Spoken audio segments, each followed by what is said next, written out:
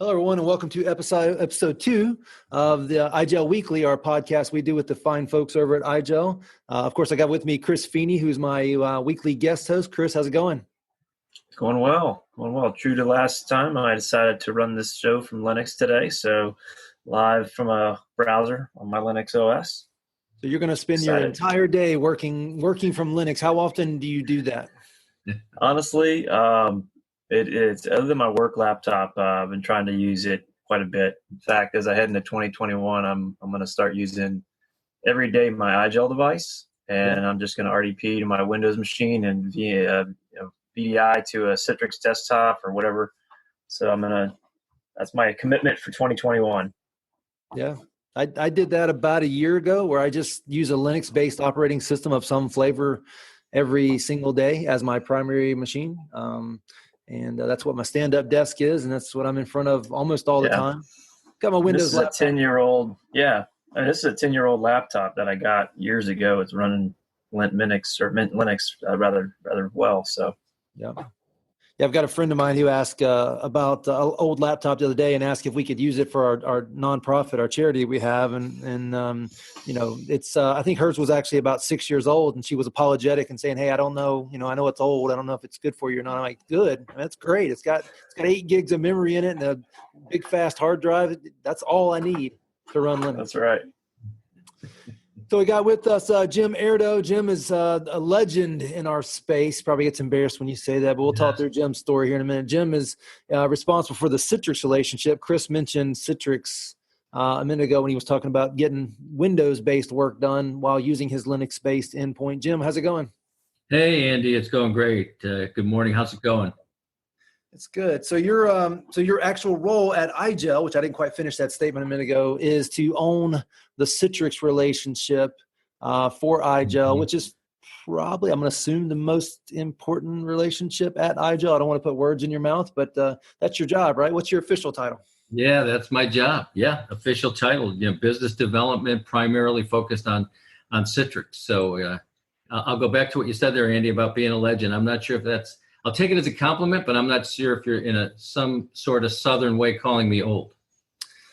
I'm definitely not calling you old. I would never do that. In fact, I've been accused of saying that before. It's hard, right? So in this IT space, when someone doesn't know something, sometimes they pull the old card out on you. And I know people that are 30 that don't know how to do things, and I know people that 80 that don't know how to do things. But I have an aunt, my mom's sister, who's in her mid-80s, and man, you just hand her a computer and she'll go figure it out. And she's not young, I'll say it that way. But that's so, great. what gives you the right's maybe not the right word, but what gives you the credibility to work with Citrix from an IGEL perspective? There's a story there that we might want to flush to the surface quickly. Yeah. Well, yeah. So, I started my career in IT a long time ago. So yes, I am older than you gentlemen here on the call.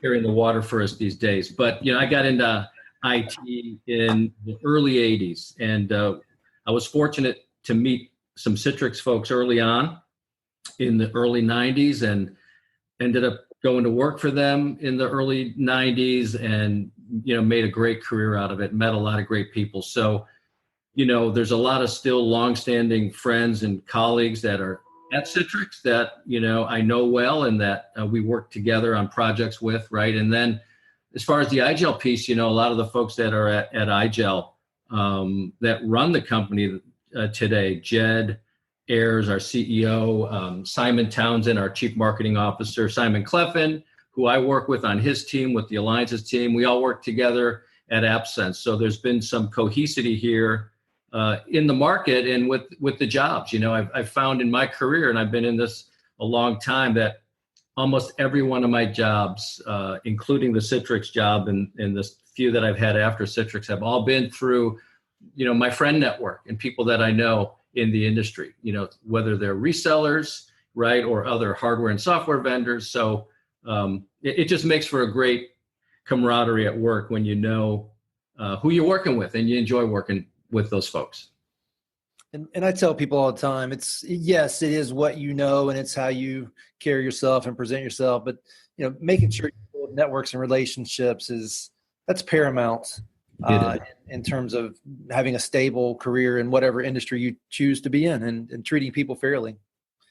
Exactly. And we at IGEL have been running this whole year 2020, even before we had the pandemic hit. We had kicked off our year last January with our Disrupt conference, but we also had a company kickoff, and the sentiment around that kickoff was around a slogan that's become very poignant right now, which is believe. #believe, and just believing in one another, believing in the market, believing in the IGEL solution, the operating system, that it can be more than just a fluke, more than just a niche product or a niche solution, which is proving out to be. And what's come alongside right behind that belief sentiment is also something that gets rallied around all the time internally on our town hall meetings and company meetings and so on, is something internal that we just call the servant's heart, which is serving others, serving one another as coworkers, and serving our channel partners and our customers. It goes back to that golden rule: treat people the way you would like to be treated. So we do that internally, and it really makes for some really strong and deep relationships. And we get a lot of compliments from customers saying, the way I was treated, the way I was, the response times, the dedication to getting me answers, it goes above and beyond, and they notice that servant's heart and that believe attitude. And that's a great way to segue into the Citrix conversation we're going to have in a minute. Is IGEL is doing a lot for the EUC and the virtual desktop, virtual app, cloud space, because, and I think Chris and I covered this in the initial podcast, you're coming at it from the endpoint in versus the data center out. And it tells a really, really good story for vendors that you guys are working with in a very strategic way, like Citrix. And I think what we're going to talk about here is how IGEL has baked in the Citrix endpoint app, which is the Workspace app, specifically in this case for Linux. But that's a big part of the Citrix story, is people looking at it from the outside in, and IGEL is probably leading the way in that secure endpoint story, and getting attention from people like Microsoft and others that know that Linux is part of the future of the endpoint story as it relates to efficiency and usability and security as a way to harden that endpoint story, but yet still make it usable. So I guess with that, Chris, let me pass it over to you real quick. Do you want to kind of help us get into the Citrix IGEL story by maybe giving us a little technical overview of how it works, and then we'll pass it back to Jim to talk about the relationship and the results that you're seeing in the field. Yeah, certainly. And it goes back to an earlier comment about Citrix being a very strong and powerful relationship with IGEL. As such, we have at any given time, 3 versions of the Linux Workspace app built into our firmware.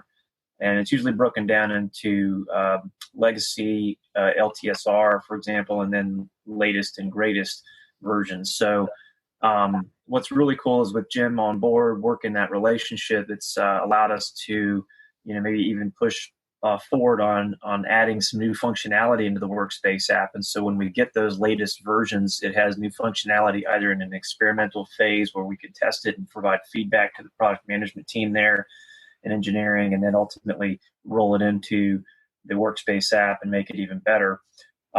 Additionally, you can get to Citrix from a browser. We have, Firefox built in. We have Chromium now. We can add another browser like Chrome, for example, through a mechanism called custom partition. So there's multiple ways to get to your Citrix Workspace, and IGEL supports all of them. And you can, from there, you can do a variety of things. How do you want the user experience to be? Everything that you might expect as far as, icons on the desktop, or, app menu, or just browser-based, whatever, even the self-service component. All of those things are built into and easily configurable for IGEL customers. And so that kind of leads us into, what many of us in this industry have been doing already. I mean, I've been working 15 plus years now, remote, and it's sort of second nature to me. I started with WebEx and kind of moved into various types of solutions since then. But what we wanted to talk about today, Jim, was certainly, not maybe about a month or so ago, we kind of are wrapping up the year, and we're talking about sort of this year of the remote worker for many industries where that wasn't necessarily the case. And I would like to maybe just comment a little bit on sort of the things that we've been doing over the last year and helping that out. So, Chris, before we go into that, I want to put my my propeller head hat on just for a second, just highlight a couple of things you said. One of the interesting things, I don't know if we covered this last week with IGEL, is they don't try to create a completely customized version of Linux. They're using Ubuntu Linux.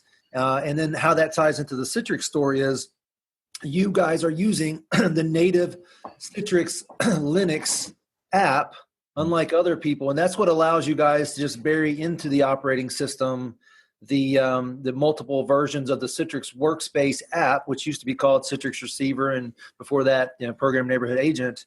But having those three versions baked into a non-screwed up, if you will, Linux operating system, and using the native Citrix app allows for supportability and allows for that flexibility you just talked about. If I go back to my original IGEL experience, I was on the fence, right? There's a couple other players in this space. I already worked with them. And I had just got off a project where I had to uninstall and reflash devices in order to get to the right version of Citrix so that I could get support from Citrix and work on an issue. And then when I realized with your OS, I could have used the local management console, or better yet, the centralized management console, and just toggled to the one I wanted and rebooted, or not even rebooted in some cases. That's when I realized, okay, these guys, going back to Jim's comment about having a servant's heart, have a servant's heart from a technical perspective, because they know that's a pain point for systems admins to have to go and flash devices in order just to get to a certain version of an app on that endpoint device. So I kind of wanted to highlight that real quick as being, for me, that was the aha moment. And then we're going to talk here in a minute about, adding more things to the operating system, but doing it in such a way that's it's really native, without trying to completely customize all the applications. Yeah. Thing. Hey, yeah, that's a great point. On that note, guys, I think this is a good segue to what you're saying there around, the native workspace app from Citrix. So, yes, Citrix is IGEL's most important partner from a lot of different points of view. Most in the long-standing partner, right? Length of time with IGEL, decades of partnership going on. But what I can say here in the last year, we've made a lot of positive strides with the Citrix engineering teams. And we are shooting, so we share now, we meaning Citrix and IGEL, we share a joint roadmap. We meet about that roadmap bi-weekly, and quarterly we meet with SVPs from each one of the teams. But on a weekly basis, we've got our product management team based in Augsburg, Germany, speaking with a Linux workspace app development team in India. So we get code drops from them regularly and frequently. We're shooting now for a 0-day support with the Linux workspace app from Citrix. For example, they released the Citrix app protection functionality into the Linux workspace app. That went live on December 14th. And on the 16th, we had it up and running, in our OS, ready to be used by the customers. So we got down to 48 hours. We're shooting for 0-day, and we're bought into that, and so is Citrix. So we're doing everything we can to have a leapfrog, capability here when it comes to what we're doing compared to those others, Andy, that you just mentioned, that are trying to do the same thing. Yeah. You think the others even care enough to know they don't have 0-day, or they get to it when they get to it? Yeah, Yes, I think so, Andy. I'll be a gentleman here, and I won't be negative, but I will say, I think it's a customer demand thing. And we, here's the thing, I think that's different. Some of the competitors have multiple businesses, right? And multiple product solutions that they're focusing on, where IGEL really focuses on one thing, the OS, right? We've got the OS and then our UMS, right? Our management system of the OS, and the devices that it's running on. So we're maniacally focused on the operating system and creating an ecosystem that customers want. Citrix is one and a very prominent member of that ecosystem, but we have about 180, hardware and software vendors that can snap in and plug in to the IGEL operating system today. And to be fair, you said the others have multiple lines of business. They have hundreds, if not thousands, of lines of business, and this is just as I heard someone say at one time, just a rounding error on their overall financial reporting. Whereas this is IGEL's primary business. Yeah, and I think another really poignant point to make today is from an alliance point of view at IGEL, we are making a lot of headway with hardware vendors that are now approaching us. Some due to customer leverage, right, and customer influence, saying, listen, we love this hardware, we love your laptop, we love your mobile device, but we want to get it from you with IGEL OS installed. So we have a half a dozen or more conversations happening now with very prominent hardware vendors that are looking to have IGEL preloaded. And what does that mean? It means a higher level of confidence, right, for you, the reseller, who's reselling those products combined, and then the customer satisfaction, because we're having a more integrated solution now with the hardware vendors. We're supplying them test kits. They're sending us results of test kits. We're tweaking things to make sure it works. When we rev our OS, they're aware of that, and they get, just like I mentioned with Citrix, we're getting frequent code drops. We're doing the same with these hardware vendors. So you're going to see a tighter integration with hardware vendors now and the IGEL OS. It's the number one question I think we get, and I'll send this to Chris Feeney and even to you, Andy. We can sell people and influence them and encourage them to use the IGEL OS. They love it. They see it. They like the security. They like that it's locked down. It supports all the collaboration tools that they need. It's easy to manage from a central location. But then the next question they ask us is, what laptop do you recommend, right? Or what hardware should we run this on? And due to the alliance team now and the relationships that we're starting to build with these hardware vendors, we're going to have some real solid answers for them based upon their needs. And I think Chris sees a lot of this in his role. Yeah, no, definitely. I mean, I know just working with Andy and other resellers, I mean, one of the things we've been trying to do is obviously look at partners and who are they partnering with in the ecosystem in the end user computing space. And we have been getting those types of questions, certainly for me in the last year in the channel role. What laptop do you recommend is a great example. And we have some stuff on our website, but it was before we really had that IGEL Ready program that went live earlier this year in July.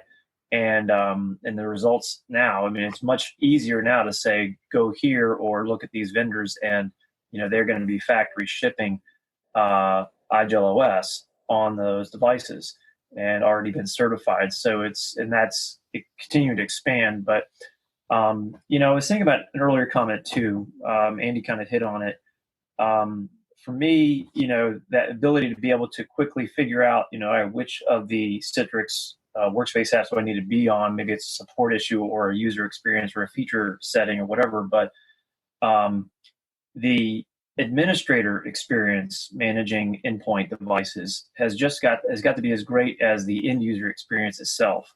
We don't want to have a plethora of help desk calls, people beginning to hate having to manage IGEL. We want it to be the opposite of that, as well as the user experience, and making sure that is by far, the user just doesn't even know that they're running IGEL. This is my Citrix endpoint or whatever, right? And so that's what we're shooting for.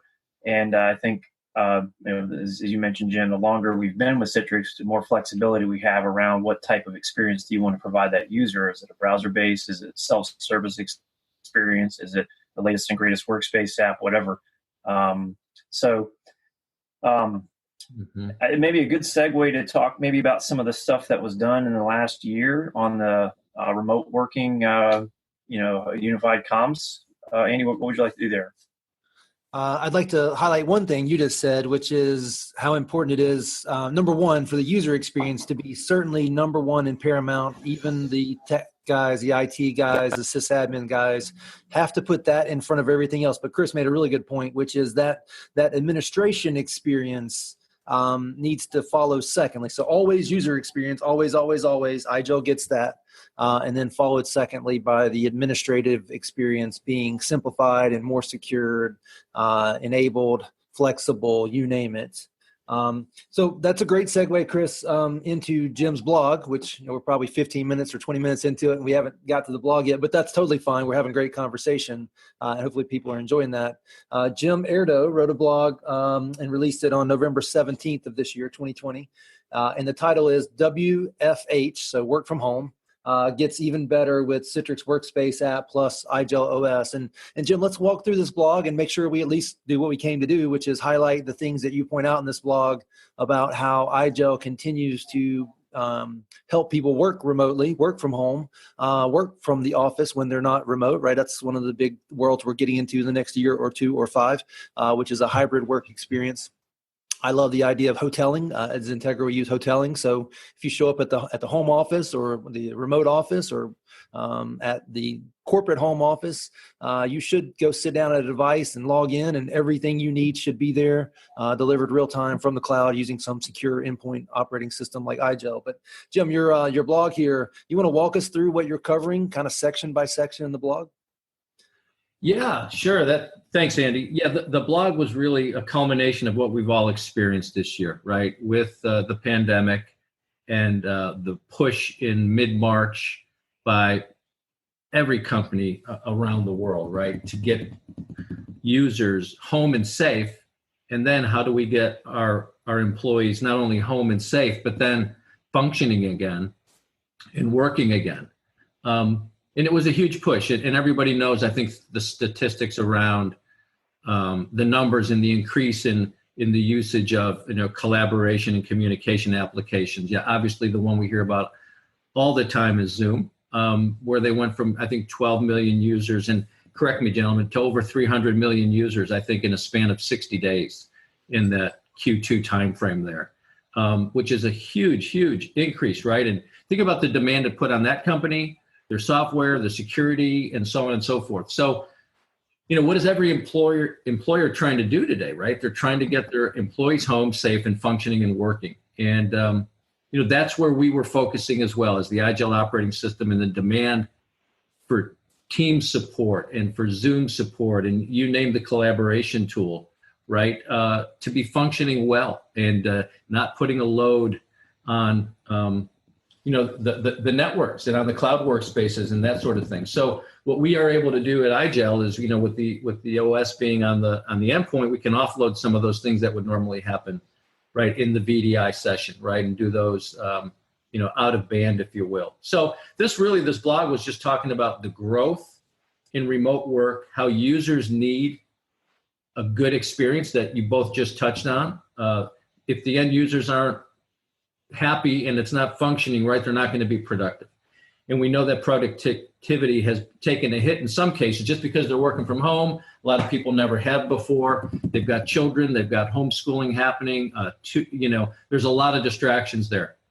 So if we can take the distraction away when they sit down at their home office desk to try to get some work done, that's been really our number one goal. And with the Citrix Workspace app and working for real-time, 0-day support on Teams. I believe we were one of the first to come out with Teams support in Citrix, and then Zoom and so on, and having it working in a really usable way was paramount for us. So again, it's about the user experience. So that was one of the aspects of the blog. Hey, Jim, if I could pause you on that one real quick, that to me is the hardest one. That must come up daily in every call I have around the collaboration applications and how those get optimized to work in a Citrix session, either through the Citrix magic or through the endpoint magic. Let's just pause on that one real quick. And I want to highlight one other quick thing on that comment I just made.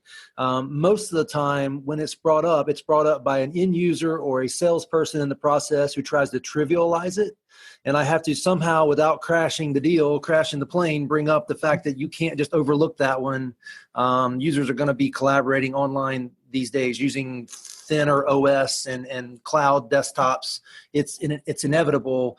We have to talk about it, but we also have to realize that there are ways to solve it and ways to work around it, but not necessarily, you can't just trivialize it and skip over it. So let me hit Chris up real quick on that. Chris, as it relates to IGEL, whether it's through the optimization magic of the API calls or whether it's the fact that you guys have worked with someone to create a custom partition, what are the top 5, or what are the ones that you guys have optimization in IGEL for today?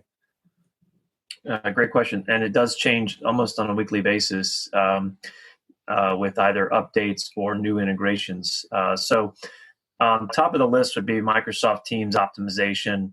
Right now with Citrix, soon to be coming with VMware, although you can use RTAV settings with Blast, for example, in the interim.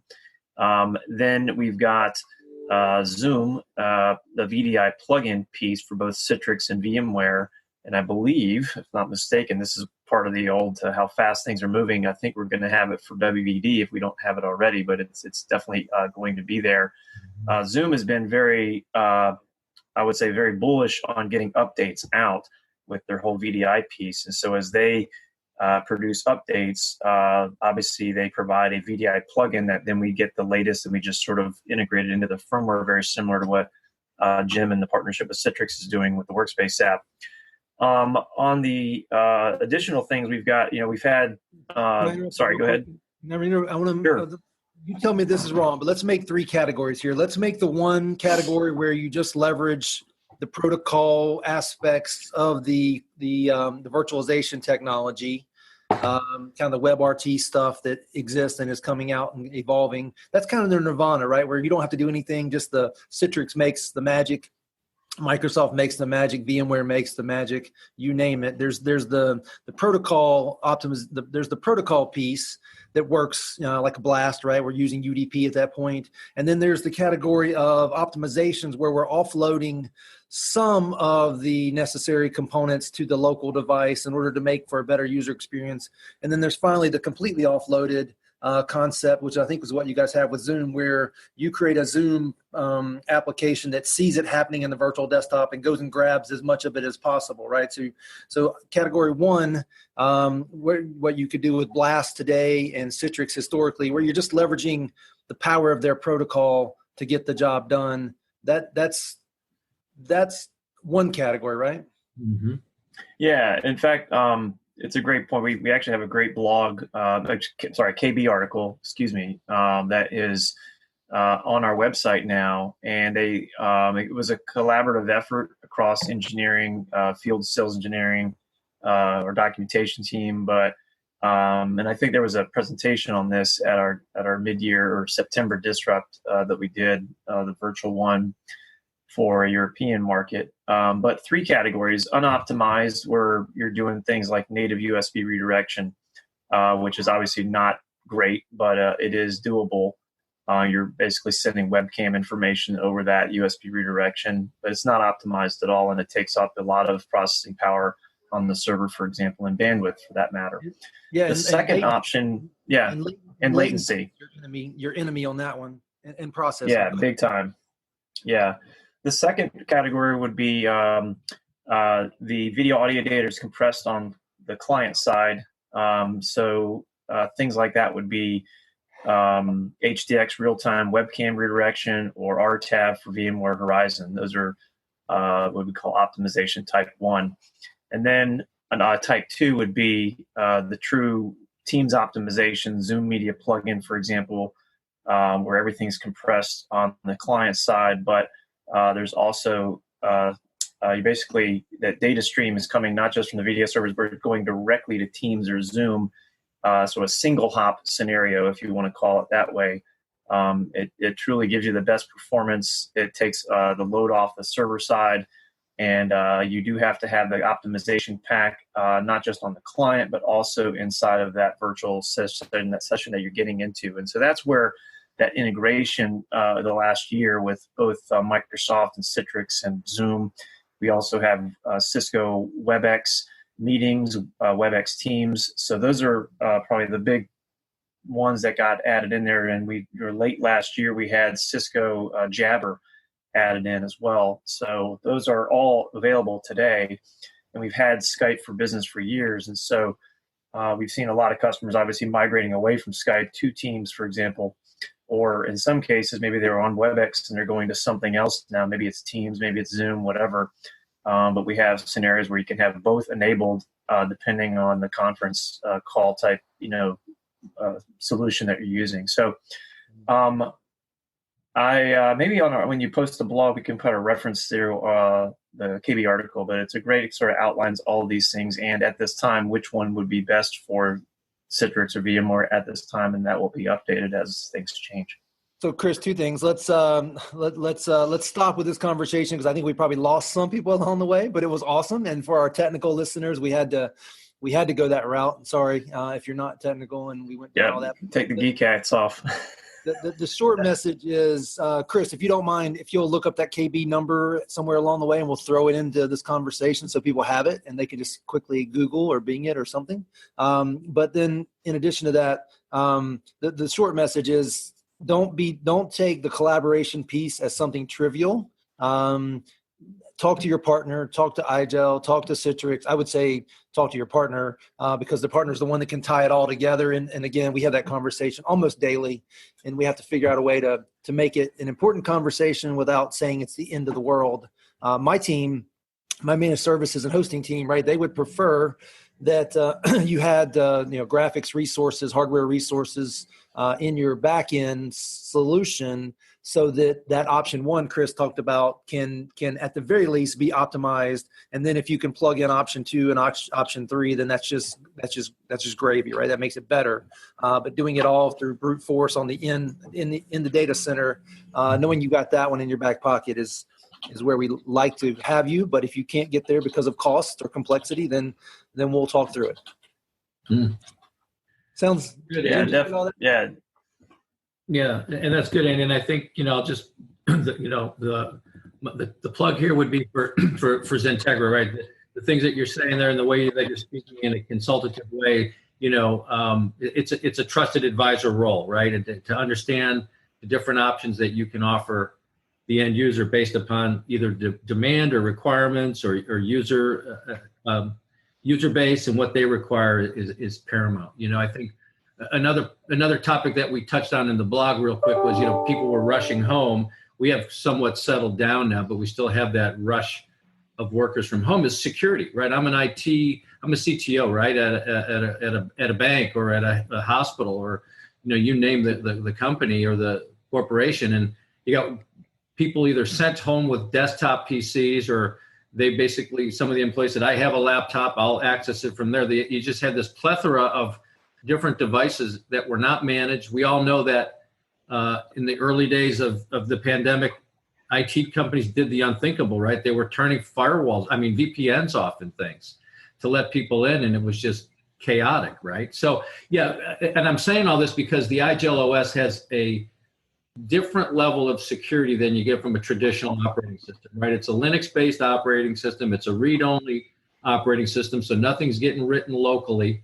You don't have to concern yourself there. We've got our gateway products and our management pieces that can give an IT department a semblance of peace in a way around security when they're coming in with an IGEL device, that nothing's getting pushed up onto their network from that endpoint. We've done some things with AMD, where we've created this chain of trust from the boot process through even connecting to the cloud workspace, right, inside of Citrix. So there's another level of security there that we bring to the table that I think, I won't say it gets overlooked, but it's immediate, right? And we've got a little hardware device, we call it a UD Pocket, right? You can send someone home with that UD Pocket.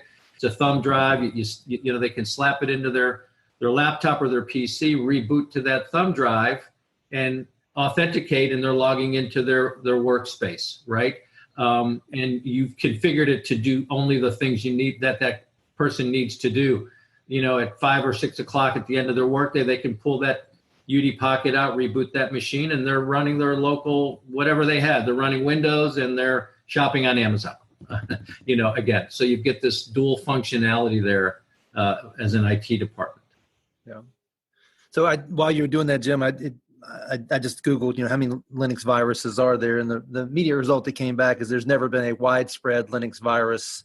Now, that doesn't mean Linux is immune from viruses. It just means the attack vector and what people are trying to accomplish by attacking the small subset of users out there running Linux as their primary device is, and it probably is harder to get a virus on there. Microsoft has the blessing of many, many years of trying to simplify things, which created security challenges for them along the way.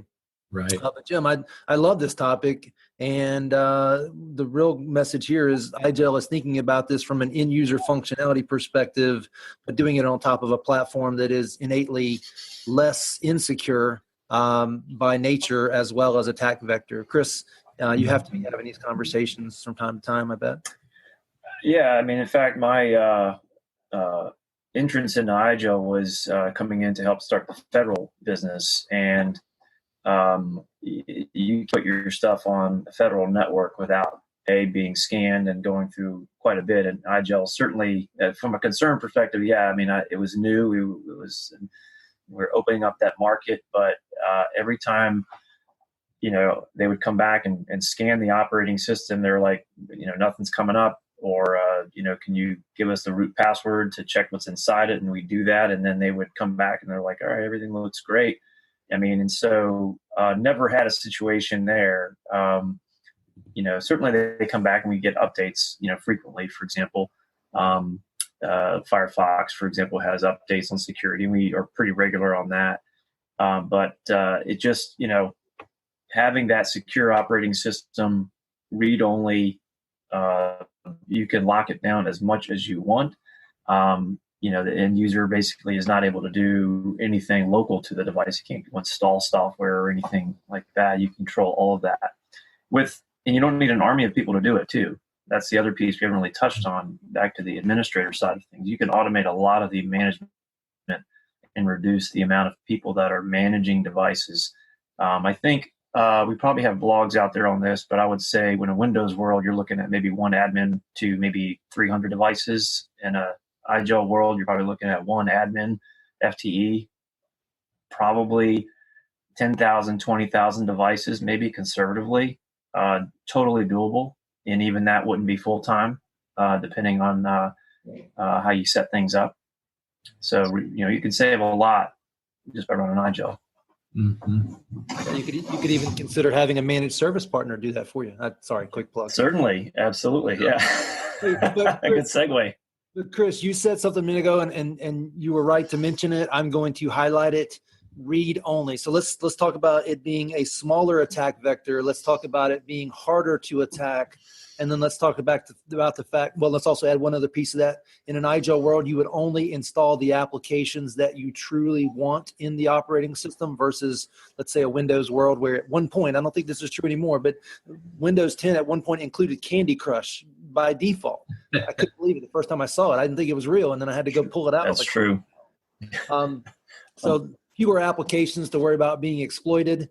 And then you mentioned the keyword here, and I'm going to highlight it, read only, right? So even if you were to happen to get something, most layers, if not all, but most layers of the IGEL operating system, we haven't even talked about the layering concept, but that's fine. Most layers are read only anyway. So if you did get something, you turn it off, turn it back on, heck, for that matter, you just unplug it while it's up and running. It's not going to kill it. And then it's gone. That's a huge part of the security story for you guys. Yeah, it doesn't persist. And there's some browser settings that you can enable to prevent, things from trying to execute on IGEL. For example, one of the things, I'm sitting here doing this from a Mint Linux device, which has a ability for me to go out and find applications and pull them down and install them. You don't have that capability with IGEL. We've completely ripped out the ability to go out and go to a Linux repository of applications. None of that exists. We have stuff built in, and that's it.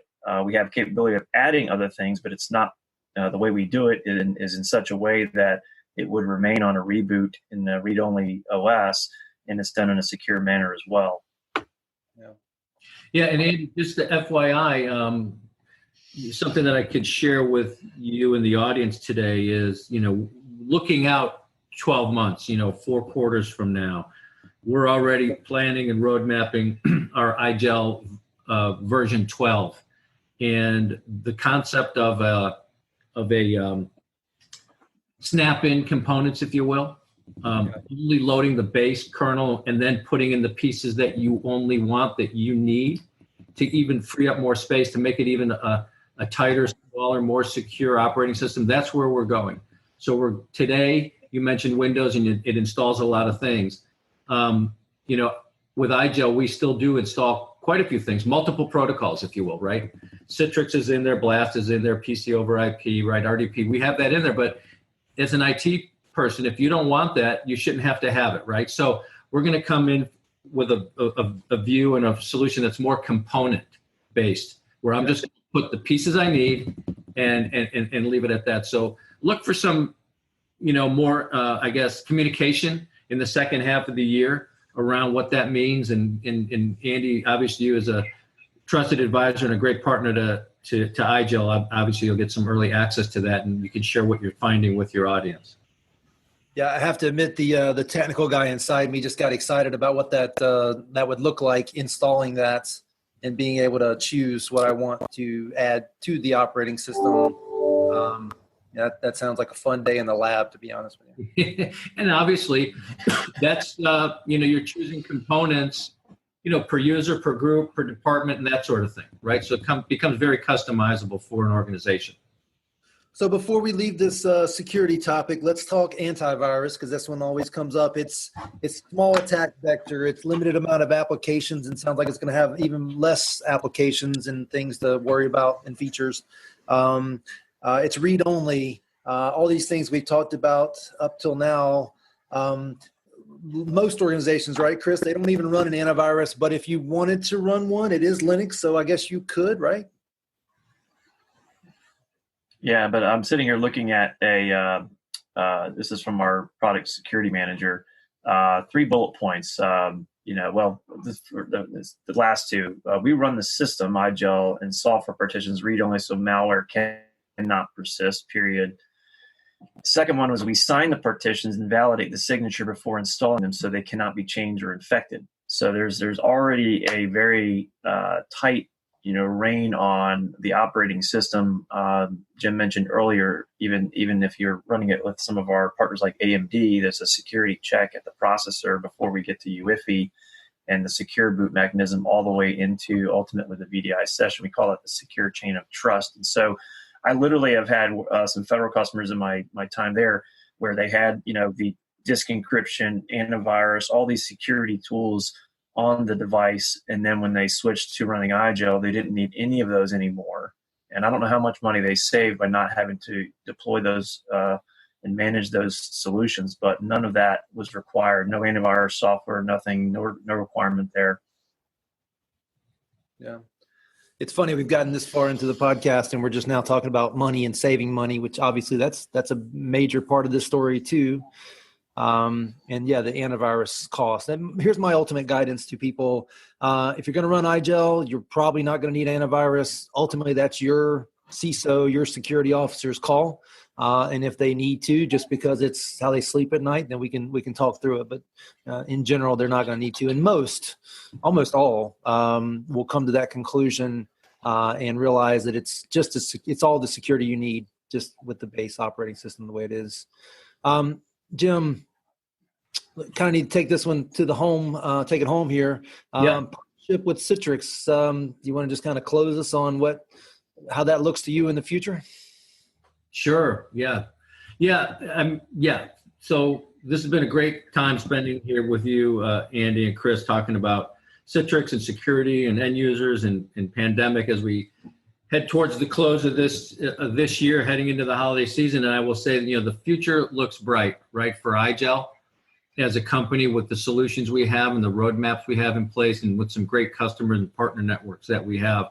I can stress to our friends that are listening that are Citrix customers or considering Citrix as a solution. We're doing great roadmap work with them. We've got some things on the board. I won't go into detail here, but we've got something we're calling internally accelerated onboarding that you're going to see come to fruition in 2021. Cloud-based authentication, get you into the Azure system quickly. We're doing some things around analytics and security with them. We're doing some things even with I don't know if they call it the SD-WAN group anymore, Andy, but some user agent strings that we can pass through that device so that it can identify IGEL and IGEL OS, right? So, and then just on the business side, I'll say this, without giving explicit numbers, I'll just say this: 70% of our business today is tied and attached to Citrix. Citrix customers, Citrix deals. So we're doing a lot of work with the Citrix teams in the field. And, we do a lot in sponsorships with their events, and they with us. So there's a lot happening with Citrix that's going to be exciting. And I'll end with this. We've been a Citrix Ready partner for many, many, many years as IGEL, right? And we've always, if you go to the Citrix Ready marketplace and you search for IGEL, you're going to see a bunch of hardware show up. You're going to see UD3s, UD2s, UD7s, things that are even, out of manufacturing these days. I think there's over 30 devices in the Citrix Ready marketplace. Well, something that we're proud of is that Citrix Ready just recently, I will say it was like the end of November, and it's due to the work we've been doing with their product team. We talk with them weekly. They've accepted the IGEL OS as a standalone product in their marketplace. So even now they are supporting our operating system as a solution on its own when it comes to connecting to Citrix Workspace app and their cloud workspaces. So I'm excited about the Citrix business. It's going to continue to grow. We have a great relationship with them. We intend to keep it that way. And Jim, it'd probably behoove us to also mention that a lot of what you just said is maybe behind the curve when it comes to Microsoft and VMware, but you're doing similar things with them as well. I think IGEL coming at this from obviously there's a Citrix play here, and there has to be because it's such a large part of the community.